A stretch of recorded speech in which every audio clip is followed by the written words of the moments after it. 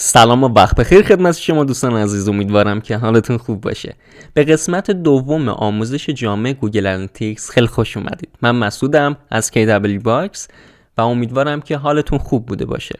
توی قسمت دوم میایم و بخش مربوط به هوم توی گوگل آنالیتیکس رو مورد بررسی قرار میدیم. فقط یه چیزی بیایم یه بررسی کنیم در رابطه با کارهایی که توی جلسه قبلی انجام دادیم. توی جلسه قبلی اومدیم گوگل آنالیتیکس رو برای سایت خودمون اضافه کردیم.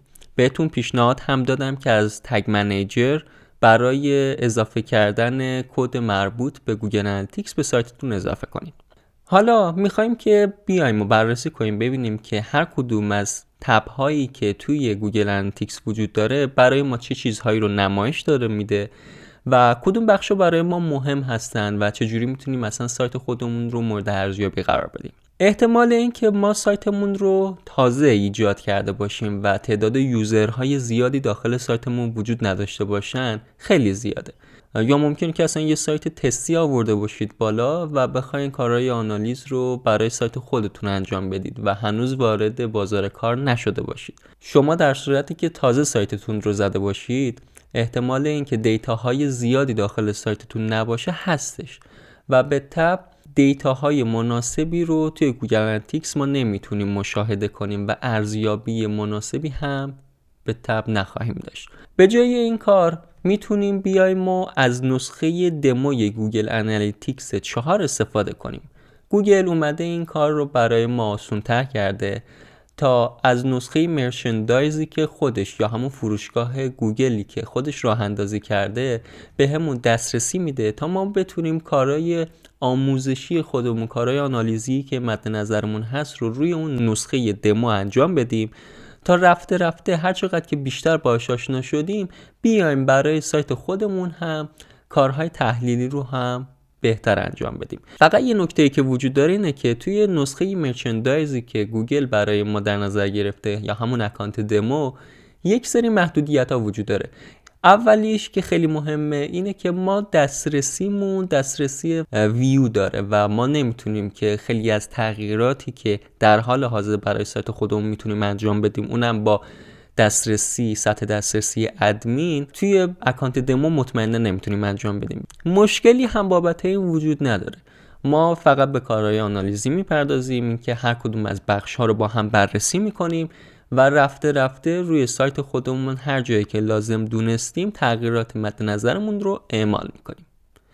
بس برای اینکه بخوایم از اکانت دموی گوگل آنالیتیکس استفاده کنیم کافیه که توی گوگل جستجو کنیم GA4 دمو اکانت، وارد سایت support.google میشیم. دمو اکانت همونجور که تایتلش رو میبینید روش کلیک میکنیم تا وارد این صفحه بشیم که یک سری توضیحات داره بهمون میده. میگه که شما میتونید که دسترسی داشته باشید به دیتاهای مربوط به گوگل مرچندایز استور که برای دسترسی بهش کافیه یه مقدار اسکرول کنیم و روی همین لینک اولی که وجود داره گوگل آنالیتیکس فور پراپرتی گوگل مرچندایز استور وب دیتا، روی همین که کلیک کنیم، البته من به صورت اینکاگنیتو وارد سایت شدم چون قبلا کلیک کرده بودم و ازش استفاده میکردم. کافیه که روی همین کلیک کنید و در نهایت به پراپرتی های سایت خودتون اضافه میشه و برای دسترسیش کافیه که توی این بخشی که شما دارید میبینید که اکانت های مختلف رو میتونید بررسی کنید، میاید توی بخش انالیتیکس اکانت روی دمو اکانت کلیک میکنید. در نهایت GA4 گوگل مرچندایز استور رو بازش میکنیم. یه کوچولو طول میکشه به خاطر بحث اینترنت، عذرخواهی میکنم. خب دیتا ها داره برای ما یواش یواش میاد تا نمایش بده. بله، منتظریم تا بخش ریل تایم هم بیاد بالا. خب دیتا های بخش ریل تایم هم برای ما نمایش داده شد. همونجور که داریم میبینیم توی این بخش یه نمودار وجود داره، نموداری که بهمون نشون میده یک اسنپ شاتی از وضعیت کلی سایتمون توی برهه زمانی که انتخاب کردیم. به عنوان مثال برهه‌ای که ما انتخاب کردیم 7 روز گذشته است. و میاد توی 7 روز گذشته بر اساس معیارهایی که متریک هایی که به صورت دیفالت هستن، پیش‌فرض هستن، برای ما نشون میده که وضعیت سایتمون چجوریه. به عنوان مثال توی 7 روز گذشته تعداد یوزرهای کلی سایتمون 13000 تا بود. البته این با جزئیات کامل نمیده.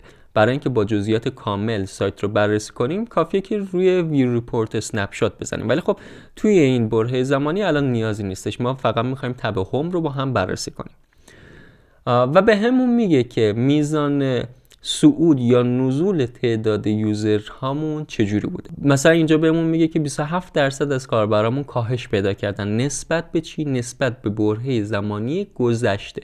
یعنی ما الان 7 روز به عنوان مثال ما الان 7 روز گذشته رو داریم بررسی میکنیم و نسبت به 7 روز گذشته این ما 27% تعداد یوزرهامون کاهش پیدا کرده. همونجور که دارید نمودار رو میبینید یه خط آبی پررنگ وجود داره که دقیقاً اون 7 روز گذشته از 24 ژانویه تا 30 ژانویه داره بررسی میکنه. میگه که وضعیت کلی یوزرهای سایتتون به این نحو بوده. این داده ها تجمیعی هستن، یعنی جمع شدن. مثلا توی 24 ژانویه تعداد یوزرهامون 2700 تا بوده، یا توی 29 ژانویه 1833 تا یوزر وارد سایتمون شدن. این به صورت تجمیعیه. ولی یک نمودار دیگه ای هم وجود داره که به صورت خطچین داره نمایش داده میشه بهمون. این نمودار خطچین داره بهمون نشون میده که توی 7 روز گذشته این برهه زمانی که انتخاب کردیم وضعیت سایتمون چجوری بوده. خب این اسنپ شات بهمون خیلی کمک میکنه، یه دیدی میده بهمون که متوجه بشیم که آیا وضعیت سایتمون مناسب هست یا نه. حالا بر اساس متریک های خیلی بیسیکی که اینجا داریم نشون میده، کسی که آنالیزور سایت هستش، کسی که پرفورمنس مارکتر هست، دیجیتال مارکتر هست، میتونه که یک بینشی داشته باشه نسبت به وضعیت سایت و یه اوورویو کلی در رابطه با سایت بهمون نشون میده این اسنپ شات. و برای تحلیل های بیشتر باید بریم بررسی کنیم، ببینیم که این افت و خیزهایی که توی تعداد یوزرهامون بودن چجوری بوده و دلیلش احتمالاً به چه چیزهایی برمیگرده. ممکنه که سرعت سایتمون کاهش پیدا کرده باشه، ممکنه که هر اتفاقی برای سایتمون افتاده باشه که تعداد یوزرهامون کم شده. یک بخش دیگه هم وجود داره به نام کانورژن که توی کانورژن نرخ تبدیل افراد رو برای ما بررسی میکنه. یه نکته ای رو خدمتتون عرض کنم که الان ما همه متریک ها رو با هم بررسی نمی کنیم، صرفا برخی از مواردی که لازم هست رو با هم بررسی میکنیم. رفته تمامی متریک هایی که لازم هست رو با هم بررسی میکنیم، KPI ها مختلف رو بررسی میکنیم و هر چیزی که شما به عنوان یک دیجیتال مارکتر، پرفورمنس مارکتر لازم هست بدونید رو کامل و جامع یاد میگیرید. مثلا میاد میگه که تعداد کانورژن هایی که توی 25 ژانویه برای ما رخ داده 16572 تا بوده که نسبت به برهه زمانی گذشتهش توی تاریخ 7 روز گذشتهش 23% کاهش پیدا کرده. و همونجور که میبینید کلا روند یوزرها و کانورژن هامون تا اینجا نزولی بوده. و همچنین ایونت کانت ها. بحث ایونت چیه؟ یعنی اینکه هر رخدادی که داخل سایتمون داره صورت میگیره به عنوان یک ایونت ثبت میشه. به عنوان مثال بحث پیج ویو، اگه کاربری داخل یه صفحه بشه همون اول کار به عنوان یک ویو یک ایونت ثبت میشه. اگه کاربر اسکرول کنه و بیاد پایین صفحه یا کلیک کنه روی دکمه خاصی به عنوان یک ایونت جداگونه توی گوگل آنالیتیکس ثبت میشه برای ما. و خب مطمئناً بعضی از مواقع به ازای هر یوزر تعداد ایونت های زیادی ممکنه که ثبت بشه و به خاطر همینه که تعداد ایونت هامون خیلی خیلی بیشتر از تعداد یوزر هامون هستش. و همچنین نیو یوزر ها. نیو یوزر با یوزر خب به فرق میکنه. یوزر تعداد کلی یوزر هامون رو داره نشون میده. اینکه توی به عنوان مثال 25 ژانویه تعداد کلی یوزر هامون 2500 23 تا بوده، ولی تعداد نیو یوزر هایی که داشتیم 1700 تا بوده. یعنی چی؟ یعنی اینکه ما تعداد کلی افرادی که داخل سایتمون بودن قبلا 2500 خورده ای بوده، ولی کاربرهایی بودن که تازه وارد سایتمون شدن. یعنی افرادی بودن که قبلا وارد سایتمون شدن و الان دوباره اومدن سایتمون رو بررسی کردن، اومدن مثلا صفحات دیگر رو بررسی کردن و اینها رو دیگه به عنوان نیو یوزر نمیشناسن. و خب همونجور که داریم میبینیم تعداد نیو یوزر هامون همیشه کمتر از تعداد کل یوزر هامون خواهد بود و باز هم تعداد یوزر هامون و نیو یوزر هامون کاهشی بوده. فقط یه نکته‌ای که وجود داره اینه که ما صرفا نباید به همین بسنده کنیم که 7 روز گذشته رو مورد بررسی قرار بدیم. میتونیم که دیتا هامون رو بر اساس نموداری که داریم بر اساس روزهای دیگه هم بررسی کنیم. هم میتونیم بیایم بگیم مثلا دیروز وضعیت سایتمون به چه شکل بوده. میزنیم دیتا ها و نمودار به صورت داینامیک تغییر پیدا میکنه و بهمون میگه که وضعیت سایتمون دیروز به چه شکل بوده. مطمئناً برای دیروز دیگه نمودار کامل نشون نمیده و همونجور که داره نشون میده میگه که تعداد یوزرهایی که توی 30 ژانویه داشتید نسبت به تعداد نیو یوزرهایی که توی 29 ژانویه داشتید کاهشی بوده و وضعیت سایتتون مناسب نبوده. حتی باز هم میتونیم تغییر بدیم به تب هر جایی که لازم داریم.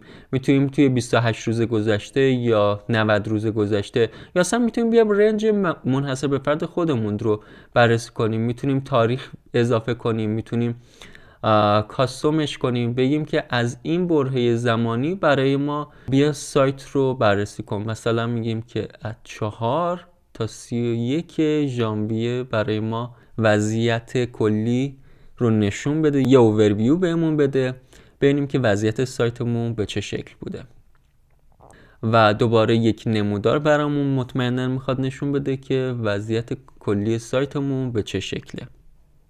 یه مقدار صبر میکنیم تا دیتاها برای ما نمایش داده بشه. خب یه مقدار طول کشید ولی خب آورد. همونجور که میبینید باز هم روند گوگل مرچندایز استور کلاً نزولی بوده، ولی خب کانورژن هاش یه مقدار رشد پیدا کرده بوده. تعداد کلی افرادی که تعداد کلی یوزرهایی که وارد سایتمون شده بودن 67,000 تا بوده که از این 67,000 تا 56,000 تاشون نیو یوزر بودن و قبلا وارد سایتمون نشده بودن. یه چیز دیگه ای هم که وجود داره اینه که ما این مواردی که داریم توی این تب ها مشاهده میکنیم به صورت دیفالت داره بهمون نشون میده. ما به عنوان مارکتر ممکنه که یک سری از موارد متریک ها برای ما اولویت خیلی بالاتری داشته باشه و میتونیم از این حالت دیفالت در بیاریم و متریکی که مد نظر خودمون هست رو اضافه کنیم. اینجا یک سری سجستشن بهمون داره نشون میده، میگه که شما میتونید که از بین متریک های مختلفی که وجود داره هر کدومی که مد نظرتون هست رو انتخاب کنید. مثلا شما میخواید بیاید بگید که ویو برای من خیلی مهمه، توتال یوزر برای من خیلی مهمه، یا برای من پیج ویو پر اسکرین برام مهمه. یا میتونیم توی بخش یوزرها جستجو کنیم چیزی که برای ما مهمتر هست رو بیایم توی همینجا اضافه کنیم تا یک دید کلی از سایت بر اساس متریک هایی که مد نظرمون هست رو داشته باشیم و تحلیل های مناسبی که برای اون برهه زمانی برای ما کارآمد و کافی هست رو داشته باشیم و دیگه دغدغه این رو نداشته باشیم که بریم توی تب های مختلف و هر چیزی که مد نظرمون هست رو اضافه کنیم. مثلا توی ایونت ها تعداد ایونت ها رو میتونیم بررسی کنیم، کسایی که کانورژن داشتن خب اینجا اضافه کردیم، ولی خب هر چیزی که میخوایم رو میتونیم بیایم اینجا بررسی کنیم. یا به عنوان مثال ما میخوایم بیایم درآمد خودمون رو بررسی کنیم، توتال ریوینیو رو میتونیم اضافه کنیم. مطمئنا ما خیلی از چیزها رو هنوز داخل گوگل آنالیتیکس اضافه نکردیم، اینکه بخش درآمدی، اینکه چه تعداد از افراد روی ایونت خاصی مثلا ایونت دانلود کلیک کردن، یا افرادی که روی ایونت مثلا خرید یا سبد خرید کلیک کردن یا افرادی که لندینگ پیج خاصی رو دیدن یا هر چیز دیگه ای میتونیم کاملا کاستوم کنیم بر اساس نیاز خودمون. هر کدوم از اینها نیاز به توضیحات بیشتری داره که توی جلسات آتی مطمئنا هر کدوم از اینها رو توضیح میدم. بریم بخش دومی که وجود داره رو نشون بدیم، بخش ریل تایم. توی این بخش به همون توی 30 دقیقه گذشته وضعیت کلی تعداد یوزرهای سایت رو نشون میده. یه اسنپ شات بهمون میده از وضعیت سایتمون به صورت ریل تایم. البته مثلا توی 21 دقیقه گذشته 6 نفر وارد سایتمون شدن، یا مثلا توی 25 دقیقه گذشته 9 تا یوزر وارد سایتمون شدن و از سایتمون داشتن بازدید میکردن. و از چه کشورهایی بودن؟ مثلا از آمریکا، از هند، از ژاپن، کانادا. و تعداد یوزرها رو به ترتیب کشورها برای ما از نزولی مرتب میکنه و بهمون نشون میده که وضعیت یوزرهامون به چه شکل بوده. باز همینجا میتونیم تغییر بدیم متریک هایمون رو. مثلا میتونیم بیایم بگیم که کاربرا رو بر اساس شهرهاشون اصلا بیا برای ما مرتب کن که چجوریه، میاد و بر اساس تعداد یوزرهامون و بر اساس شهرها مرتب میکنه. یا حتی میتونیم یوزرهامون رو بر اساس خود یوزر یا نیو یوزر بررسی کنیم. دیدی بهمون میده بابت اینکه توی نیم ساعت گذشته وضعیت سایتمون چجوریه. ممکنه که یه کمپین داشته باشیم یهویی تعداد یوزرهای توی 30 دقیقه گذشتمون یهویی بوست خیلی زیادی داشته باشه و منابع سرورمون جوابگو نباشه و خیلی از مواقع لازم میدونیم که توی این برهه زمانی حالا اسیتس هامون رو، ریسورس هامون رو افزایش بدیم تا بتونیم که از کمپین جون سالم به در ببریم. خب یک بخش دیگه ای هم وجود داره به نام اینسایت. این بخش اینسایت خیلی خیلی کمکمون میکنه. در واقع یک بینشی بهمون میده نسبت به سوال هایی که ممکنه که برای ما پیش بیاد و بپرسیم. ما اگه مارکتر باشیم یا ممکنه که مدیر خودمون یک سری سوال ها داشته باشه و ازمون بخواد بپرسه و لازمه که ما برای تحلیل اینها توی بخش‌های مختلف داشبورد گوگل آنالیتیکس وارد بشیم و تحلیل‌ها و دیتاهایی که مد نظرمون هست رو در بیاریم.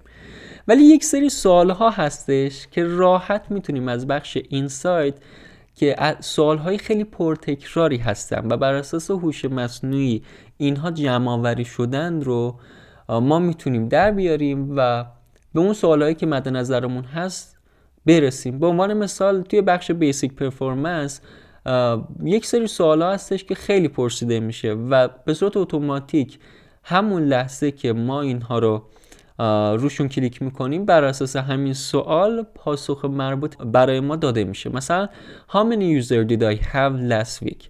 تعداد یوزرهایی که من توی هفته گذشته داشتم چقدر بوده؟ میاد دقیقاً این اینسایت رو بهمون میده، این بینش رو میده که میگه توی 22 ژانویه تا 28 ژانویه 2023 تعداد یوزرهایی که شما داشتید 16000 تا بوده. یعنی گوگل مرچندایز استور توی 7 روز گذشته یا هفته گذشته تعداد یوزرهایی که داشته این تعداد بود. یا میتونیم تغییر بدیم سجستشن های دیگه ای که ما مد نظرمون بوده رو، کوئسچن های دیگه. مثلا میخوایم بیایم ببینیم که تاپ پیج هایی که من داشتم چه چیزهایی بوده، ببینیم که چه چیزهایی بهمون میده. میاد میگه که تاپ پیج تایتل and screen class by view بهمون میگه که از 24 تا 30 ژانویه بر اساس ویو صفحه هوممون هستش یا صفحه منزمون. حالا اینجا یه کوچولو اگه عنوان یا تایتل صفحمون یه مقدار زیاد باشه مطمئنا این 3 نقطه برای ما نمایش داده میشه و احتمالاً زیاد مناسب نباشه. یا شاپینگ کارتمون بوده که 2600 تا ویو داشتیم. البته این رو داره روند میکنه و کامل با جزئیات دیتاها رو نشون نمیده. میتونیم بریم سوالای دیگه‌ای که ممکنه که برای ما همیشه مطرح بشه رو پاسخ بده. مثلا توی ترند هامون ببینیم که کدوم روز بوده که برای ما تعداد یوزر هامون خیلی زیاد بوده. بر اساس روزهای هفته برای ما مرتب میکنه که مثلا روز دوشنبه برای شما کمترین تعداد یوزر بوده، 645 تا بوده، یا روز جمعتون 2400 تا یوزر داشتید و توی جایگاه 4 بوده. از تعداد زیاد به تعداد کم برامون مرتب میکنه که تعداد یوزرهامون وضعیتش چجوری بوده و توی چه روزی از هفته تعداد یوزرهامون خیلی خوب بوده. این رو در نظر داشته باشید. ممکنه که ما سایتی داشته باشیم که یک روزی از هفته همواره ترافیک زیادی رو داشته و توی این روز لازم میدونیم که یک سری اقداماتی رو انجام بدیم. حالا ممکنه که نیروی فروش خودمون رو افزایش بدیم یا تایم ساپورتمون رو بیشتر کنیم، تا در صورتی که کاربرامون نیاز به پشتیبانی داشتن، نیاز به موارد خاصی داشتن، بتونن بهتر با شما ارتباط برقرار کنن. اگه نیاز باشه که ریسورس های منابع سایتتون رو افزایش بدید، مثلا رمش رو افزایش بدید یا هر چیز دیگه ای، پهنای باند رو افزایش بدید، این کار رو انجام بدید که کاربرها راحت تر وارد سایتتون بشن، UX سایتتون مناسب باشه، تجربه کاربرها خیلی بهتر و مثبت‌تر باشه داخل سایتتون، که البته رفته در رابطه با KPI ها و نحوه بهبود هر کدوم از اینها بیشتر با هم صحبت میکنیم. بریم کوئسچن های دیگه ای که وجود داره رو هم با هم بررسی کنیم. مثلا تعداد یوزرها یا نیو یوزرهایی که امسال داشتیم چجوری بوده؟ How many new user this year؟ میگه که از 1 ژانویه تا 31 ژانویه 2023 که تعداد نیو یوزرها رو داره نشون میده، میگه که 62,000 تا تعداد نیو یوزر داشتید. این به صورت جنرال داره بهمون میگه که وضعیت سایتمون از نظر تعداد نیو یوزر چجوریه. بخش دموگرافیک هم وجود داره، اینکه کاربرامون چه نوع زبونی دارن، از کدوم کشورها وارد میشن، از کدوم شهرها بیشتر وارد میشن، کدوم شهرها برای ما بیشترین درآمد رو داره. حالا مثلا توی گوگل مرچندایز مطمئنا انگلیسی اوله.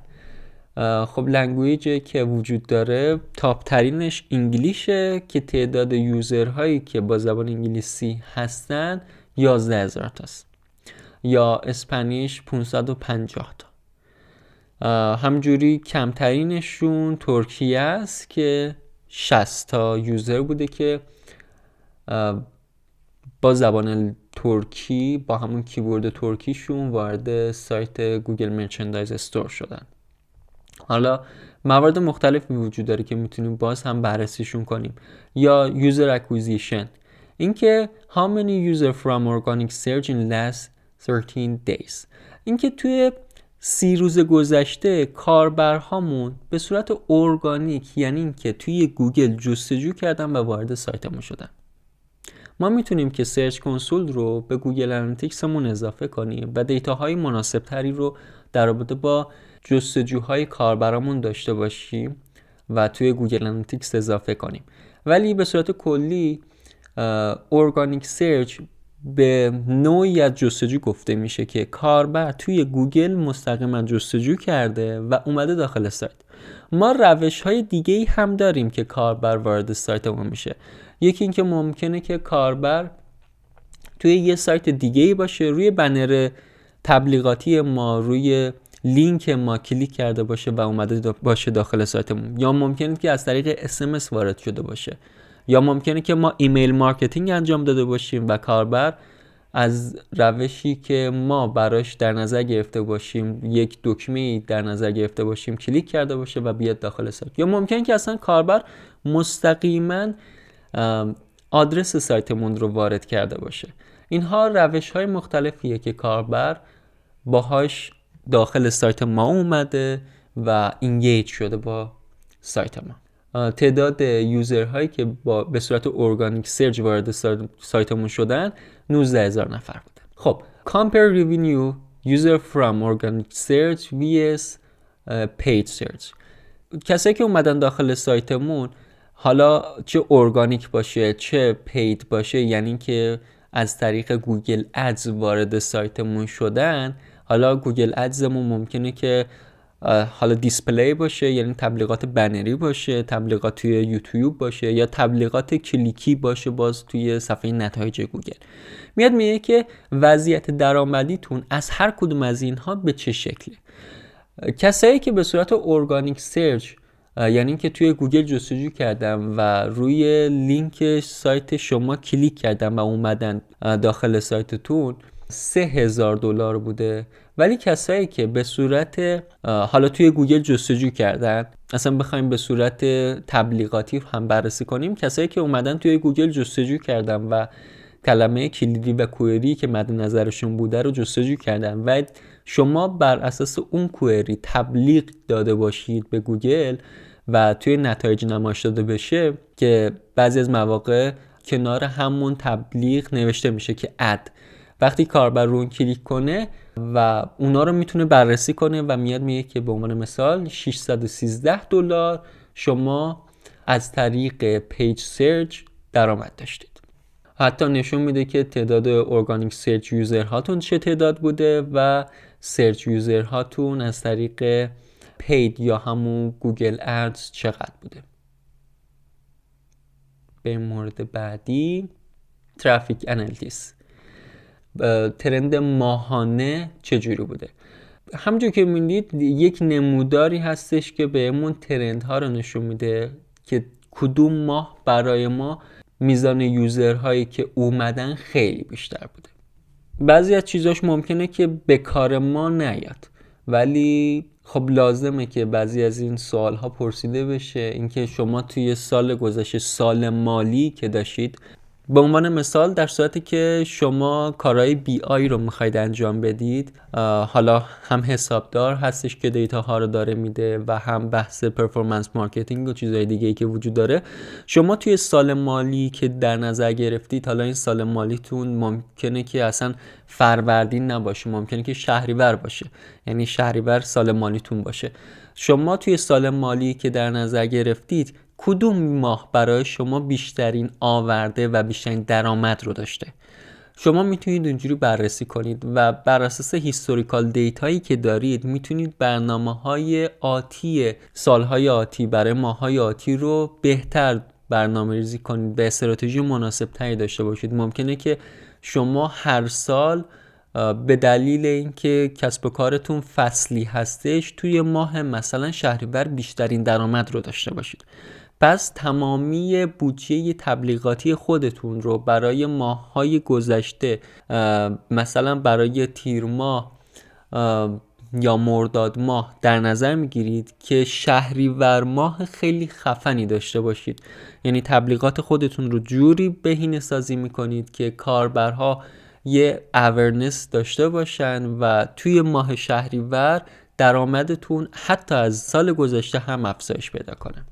میریم توی بخشای دیگه، مثلا تکنولوژی، اینکه کاربرا بیشتر با چه گوشیایی وارد سایتتون میشن، اینکه با چه دیوایسی وارد سایتتون میشن. خب اینجا دیوایس مدل با یوزر که زده، حالا سافاری وجود داره که به تبع آیفون یوزرهان هم کروم داره هم سافاری. خیلی مهمه، چرا که ما خیلی از مواقع داریم طراحیایی که برای سایتمون انجام میدیم، ممکنه که یک سری از بخش‌هاش به دلیل اینکه تکنولوژی که مثلا توی سافاری وجود داره یا توی کروم وجود داره یا فایرفاکس یا هر چیز دیگه یا مثلا اج که وجود داره، ممکنه که یک سری از موارد و المان‌ها درست نمایش داده نشه و این برای ما خیلی مهمه که برای کاربرهای خودمون یک UX و UI مناسبی رو طراحی کنیم که کاربرا در صورتی که وارد سایتمون میشن تجربه کاربری خیلی مناسبی داشته باشن.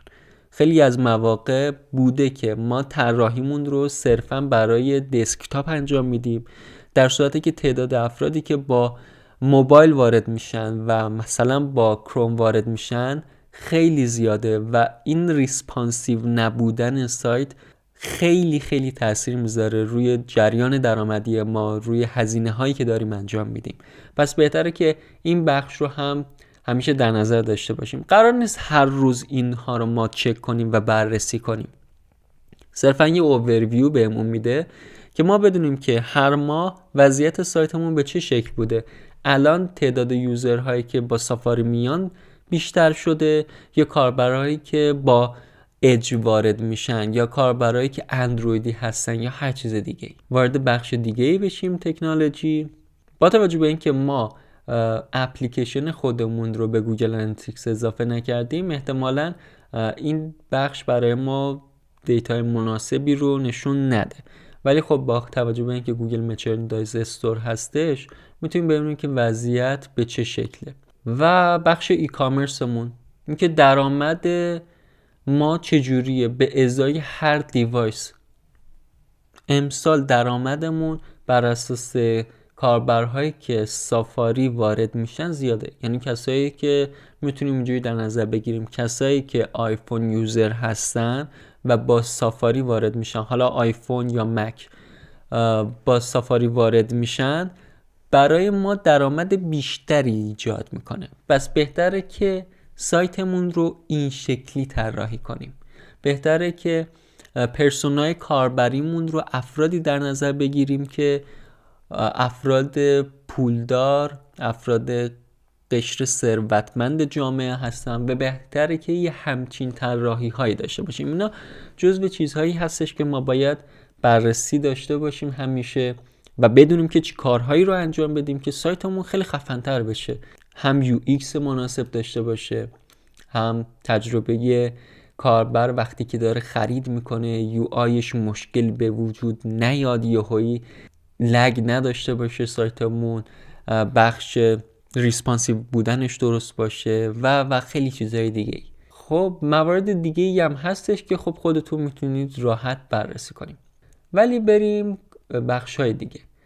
این بخشی که وجود داره نوشته recently accessed، این نشون میده بهمون که ما قبلا کدوم بخش‌هایی از گوگل آنالیتیکس رو تو این داشبورد، تو این ریپورت رفتیم بررسی کردیم و اون صفحات رو دیدیم. من به عنوان مثال امروز رفتم بخش ریپورتس اسنپ شات رو چک کردم و بهم اینجا نشون میده که شما این صفحه رو نگاه کردید. این توی زمان بندی بهمون خیلی کمک میکنه. مثلا ممکنه که ما یک صفحه رو هر روز داریم بررسی میکنیم، بخش مثلا ریپورت اسنپ شات ها رو داریم بررسی میکنیم، یا صفحه اکویزیشن ها رو بررسی میکنیم، یا ترافیک سورس رو بررسی میکنیم. توی اینجا بهمون میاد نشون میده که شما کدوم صفحات رو اخیراً رفتید بررسی کردید و توی همین هوم دیگه راحت میتونیم بهش دسترسی داشته باشیم و دیگه نیازی نباشه که بریم دونه دونه از این تب ها رو بگردیم و دنبال چیزی که میخواستیم باشیم. الان میتونیم راحت بریم مثلا توی بخش ریپورت به عنوان مثال که ببینیم که این چجوری کار میکنه.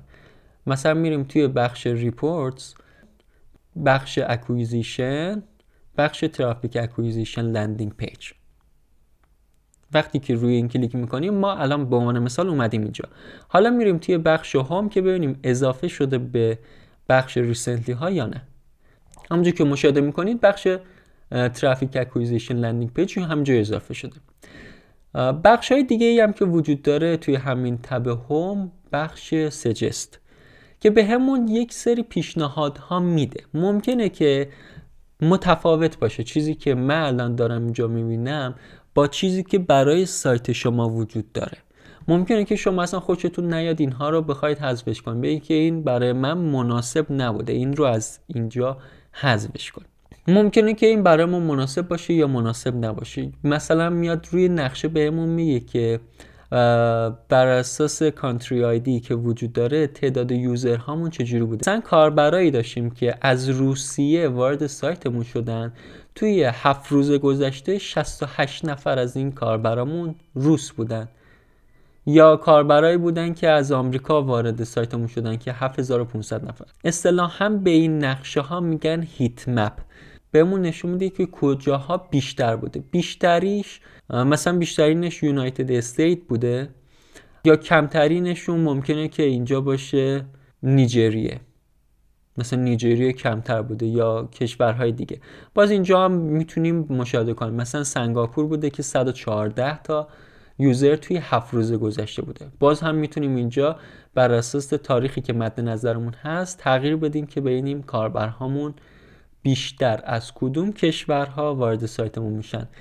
که کمکمون میکنه در صورتی که ما میخوایم یک بیزینس بین المللی ایجاد کنیم، بیایم و سایت خودمون رو بر اساس اون کشور تارگت شده تر بهینه سازی کنیم و مثلا اگه لازم هستش که مقالات خودمون یا کارنسی هر چیز دیگه‌ای که هست رو ترجمه کنیم به همون زبان. یا یه چیزی که خیلی مهمه، با توجه به این برهه زمانی که اینترنت ها دیگه خودتون بیشتر در جریانش هستید، خیلی از کاربرهای سایت ما ممکنه که با فیلتر شکن وارد سایت بشن و احتمالاً دیتایی که بهمون داره نمایش میده یه مقدار فیک باشه، اون چیزی که باید باشه نیست. احتمال این که ما خب کاربرامون از فقط ایران خرید کنن خیلی بیشتر باشه. این گوگل مرچندایز استور و یک سایت بین المللی هستش و خیلی از کاربرها از کشورهای مختلف دارن خرید میکنن. ولی متاسفانه خب با توجه به سیاست هایی که رخ داده، الان خیلی از کاربرها برای دسترسی به سایت هایی که نیاز دارن دیگه خب بیشتر با فیلتر شکن وارد سایت میشن و ممکنه که این نمودار یه کوچولو اشتباه باشه. بر اساس سیشن و دیفالت چنل گروپی که وجود داشته، بیشتر کاربران به چه روش وارد سایتمون شدن؟ چنل گروپشون چه چیزی بوده؟ اینکه یا به صورت مستقیم وارد سایت شدن، یا ممکنه که توی گوگل جستجو کرده باشن و توی نتایج گوگل ما به صورت ارگانیک وجود داشتیم توی حال صفحات 1 2 3 و کاربر توی صفحه گوگل کلیک کرده باشه. یا ممکنه که پیج سرچمون باشه، حالا توی نتایج گوگل یا توی تبلیغات دیسپلیمون که حالا هم پیج سرچ و هم دیسپلی رو برای ما نمایش داده میشه. حتی ایمیل یا ریفرال، اینکه سایتی هستش که ما رو تبلیغ کرده و لینک سایت ما رو گذاشته، یا ما خودمون رپورتاج مارکتینگ انجام دادیم و لینک خودمون رو توی فوروم ها، توی کامنت ها یا توی بخش های مختلف اضافه کردیم و تعداد افرادی که وارد سایتمون شدن بر اساس چنل گروپی که داشته مرتب شده و نمایش داده میشه. بر اساس پیج تایتلی که ما داریم کدوم صفحات ویو های بیشتری داشته. مثلا صفحه هوممون بیشترین ویو رو داشته توی گوگل مرچندایز استور، یا صفحه سیل، مثلا صفحه سیل گوگل مرچندایز استور 2030 تا ویو داشته. این نکته رو توجه داشته باشید که ویو الزاماً برابری نمیکنه با تعداد یوزر. ممکنه که تعداد یوزرهامون از تعداد ویو هامون کمتر باشه. به عنوان مثال من صفحات مختلفی رو دارم بررسی میکنم، میرم صفحات نقد و بررسی رو نگاه میکنم، میرم صفحه فروشگاه رو نگاه میکنم، یا میرم مقالات رو نگاه میکنم. من یک یوزر هستم ولی تعداد ویو های بیشتری داشتم. و همین، حتی میتونیم اسکرول کنیم، موارد مختلف دیگه ای رو هم بررسی کنیم. ایونت کانت ها میاد بررسی میکنه که بر اساس ایونت نیمی که داریم چه تعداد رخداد ایجاد شده. مثلا پیج ویومون 58,000 تا ایونت صورت گرفته، یا اسکرولی که صورت گرفته 24,000 تاست. و حتی میتونید روی هر کدوم از اینها کلیک کنید که برید توی داشبورد مورد نظر، توی بخش ریپورت مورد نظر بررسی کنید ببینید که کدوم ایونت ها چجوری بوده. این ایونت ها بعضیاشون کاستوم هستن، یعنی اینکه ما خودمون ایجادشون کردیم. بعضیاشون هم اینهنسد هستن، یعنی اینکه خود گوگل اومده اینا رو کالکت کرده، جمع آوری کرده و به صورت دیفالت توی گوگل انالیتیکس نسخه 4 اینا جمع آوری میشن. مثلا خود اسکرول، مثلا پیج ویو، مثلا کلیک روی دکمه دانلود یا نمایش ویدیو. اینها مجموعه چیزهایی هستن که به صورت دیفالت توسط گوگل آنالیتیکس جمع آوری میشن. ولی خب بعضی از مواقع لازمه که ما خودمون ایونت های کاستوم ایجاد کنیم. مثلا در صورتی که کاربر وارد یک صفحه شدهش، روی یک سری چیز خاصی کلیک کرد، اون ایونت خاص برای ما ایجاد بشه. یا کاربر اگه شماره موبایل خودش رو وارد کرد، یا اگه کامنت گذاشت یا هر چیز دیگه ای، ما میتونیم ایونت کاستوم خودمون رو ایجاد کنیم. توی جلسات بعدی در رابطه با نحوه اضافه کردن کاستوم ایونت هم بیشتر بررسی میکنیم. خب دیفالت چنل گروپ رو توی نمودار قبلی دیدیم، توی اینجا به صورت تجمیعی میاد بهمون نشون میده که کدوم یکی از اینها برای ما بیشتر بوده. توی 7 روز گذشته بیشتر از دایرکت اومدن، ولی توجه داشته باشید که 7 روز گذشته اگه به صورت مقایسه‌ای نگاه کنیم خیلی بیشتر بوده تا این 7 روز و وضعیت سایتتون به صورت دایرکت یک کوچولو مشکل داشته و باید ببینید که چرا این اتفاق افتاده، چرا مثلا ارگانیک سرجتون کمتر شده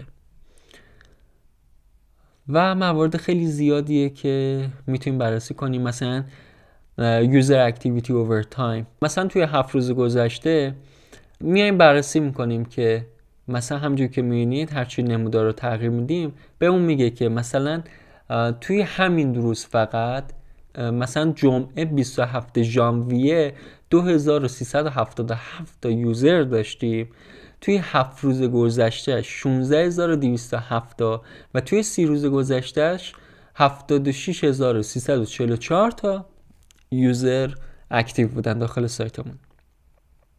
این هم بخش کانورژنمون بر اساس ایونت نیم. کانورژن همون بحث نرخ تبدیل میتونه باشه، اینکه ما میخوایم یک سری فعالیت ها، یک سری ایونت ها رو برای خودمون به عنوان کانورژن در نظر بگیریم. حالا توی جلسات بعدی این رو بیشتر توضیح میدیم.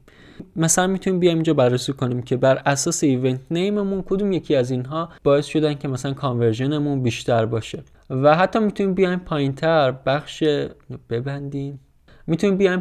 بخش اینسایت اند ریکامندیشن رو هم بررسی کنیم. باز مثل همون جایی که ما کلیک کردیم که اینسایت داشته باشیم، اینجا هم اینسایتمون رو به صورت نموداری و به صورت ویژوال بهمون نشون میده. مثلا میگه که درآمد شما 16425 دلار بوده از تاریخ 22 ژانویه تا 28 ژانویه 2023. یا مثلا حالا اینا کاستوم هستن دیگه، ما میتونیم که اینسایت های خیلی بیشتری رو داشته باشیم یا کاستوم اینسایت اصلا ایجاد کنیم. خب فکر کنم که مواردی که لازم بوده رو توی بخش هوم به شما توضیح دادم. امیدوارم که هر سوالی که داشتید توی این جلسه پاسخ داده شده باشه، ولی باز هم ممکنه که شما سوالای دیگه‌ای هم داشته باشید. اگه دارید میتونید که توی کامنت ها ازم بپرسید. سعی میکنم که توی ویدیوهای آتی حتما برای اون سوالها پاسخی که مد نظر هست رو بدم بهتون تا هر سوالی که دارید پاسخ داده بشه. امیدوارم که این جلسه برای شما کاربردی بوده باشه و کلی چیز یاد گرفته باشید. منتظر جلسات بعدی باشید که میخوایم کلی آموزش دیگه هم اضافه کنیم. خیلی ممنون که ویدیو رو تا انتها دیدید. لایک و سابسکرایب یادتون نره. خدا نگهدارتون.